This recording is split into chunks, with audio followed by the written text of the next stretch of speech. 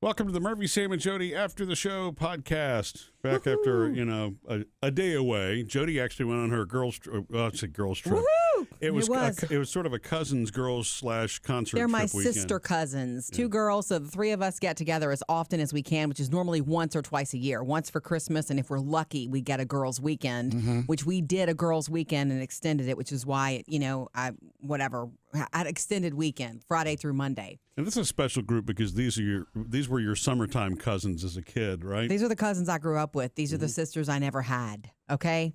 And so I want to start with this, though.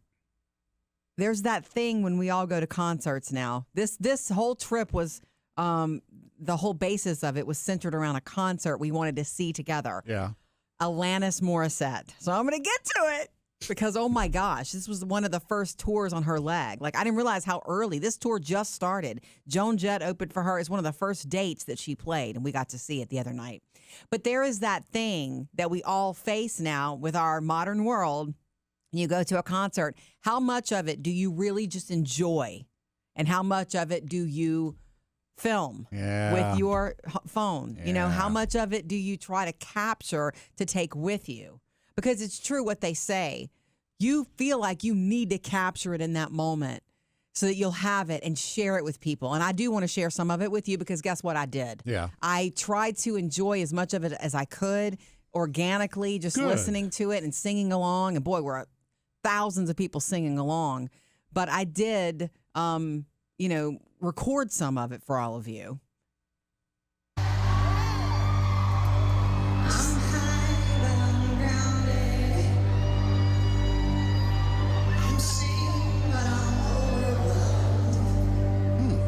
Yeah.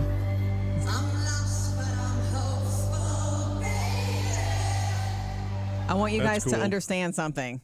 The reason there was so much energy in the air in that particular song is because that was her first song. You heard that harmonica before you saw her, and she was playing all the harmonica parts, as she did in 95, 96, and all that, when she blew the doors off of the music world. And we were like, who is this girl? Who is this girl?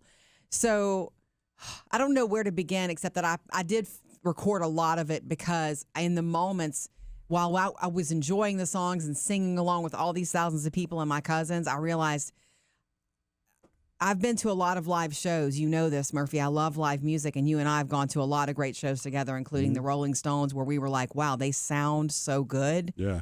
Alanis Morissette's vocals live sound just as good as she sounded in 95. Yeah, that little snippet there sounded do you just want like some her. more? I'm not kidding you. I've been listening to the recordings that I did at the concert just to check myself. Am I lying to myself that she sounds as good as she did in 95?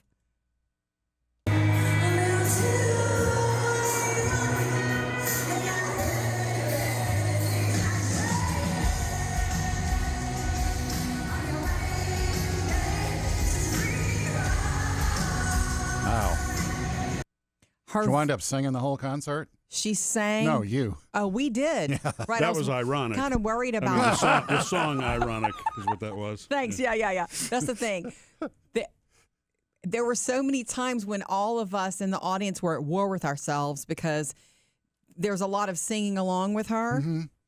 Because you know every word of this, because Jagged Little Pill especially. She did some other stuff from other albums. It's such a But groundbreaking album. Jagged Little Pill, every song she did from it, she did most of them from it. She didn't do perfect, but she did most of them from it. Everybody was singing along, and boy, Gen X was represented, and it was just a really wonderful crowd. But you're at war with yourself because you want to hear her also. And so in those moments where her voice was just, everybody else was looking around at each other. I was having conversations with strangers when I would go to the bathroom like, can you believe how good she sounds? No, she sounds like it was yesterday that she put that album out. No kidding. It's just it's just unbelievable. I don't know if she's just taking really good care of herself. I think she has. Well, she really disappeared from the scene for quite some time to raise her kids and for her own mental health. Exactly. And so probably not getting out there and doing constant touring and putting that strain on her voice over the years has helped.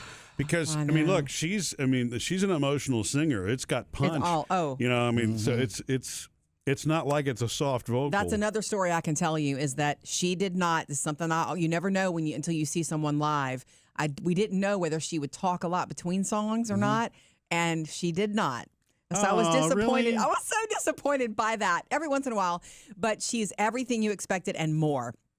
And I told my cousins, I told Candace and Crystal at one point, she's already giving you everything she's got. She already left 110% of everything on that stage. And those lyrics and those songs are so personal that she's exhausted after. Yeah. And she was on tour. At least one of her kids was there because at the end, the last song that she did, Thank You, which is a perfect song to end with.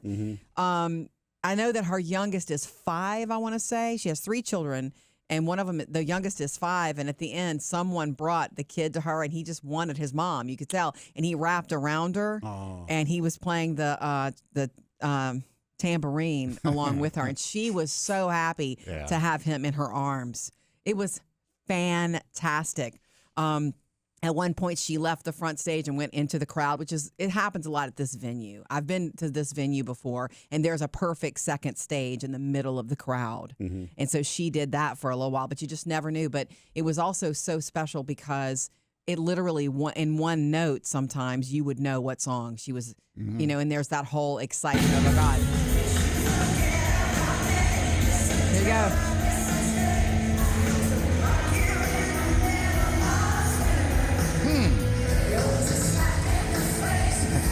Oh, let's turn it off. Down. Yeah, I'm sorry. Oh. That was the word. It was not censored? Yeah, no. In fact, I think the crowd got louder at that point. I'm pretty sure there's a video of me and my cousins. That's so funny. Okay. At that moment. But I just want to shout out. I know it's hard. On the way home, we had so much to talk about because it's like people that we love, you just never know. Like John Bon Jovi. The whole world just saw this documentary with him literally watching the battle of him losing his vocal ability because he gave it all for so long. Alanis took the break, and here she may have never planned to do this, but the time has been right.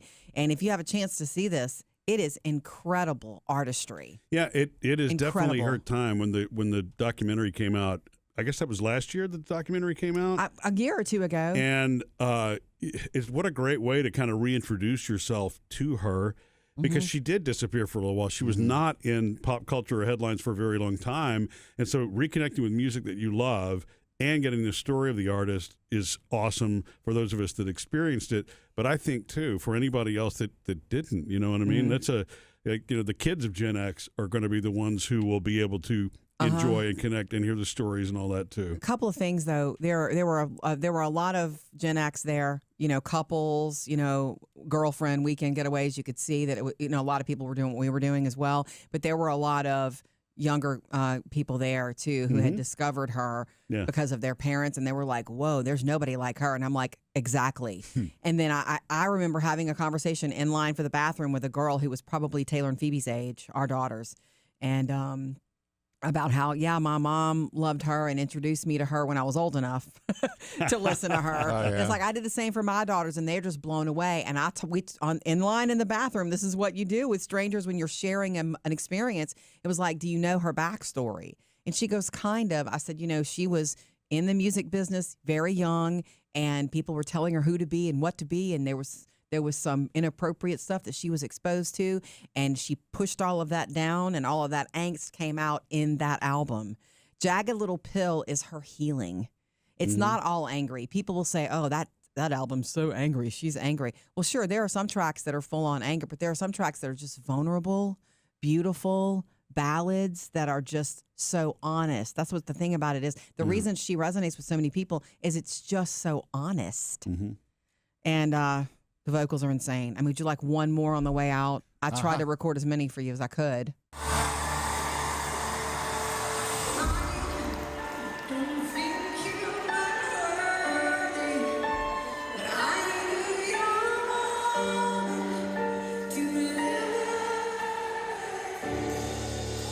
That's Uninvited, my favorite one. Okay, well, I have to ask one question. Yes. Joan Jett, The opening Fantastic. Also, I've seen Joan Jett many times. Yeah. And so we were just getting to our seats when she came out, when that band came out, and wow, still rocking. The whole place was on fire for her. Yeah. She was fantastic. They didn't do a mashup. We expected a mashup. You had told me that Joan Jett and Alanis had done a mashup. Yeah. And of course, I told my cousins, they're going to do a mashup. And they didn't. Oh. I don't know what happened between it or why. But Joan Jett, of course, was awesome. I don't think Joan Jett would be touring if she couldn't still rock like always. Oh, yeah. And she did. If you've ever heard interviews with her, Oh, my God. yeah. she is hardcore, man. She's going to go hard or go home. Oh, yeah. Missed any part of the show? Get it all on the Murphy, Sam, and Jody podcast.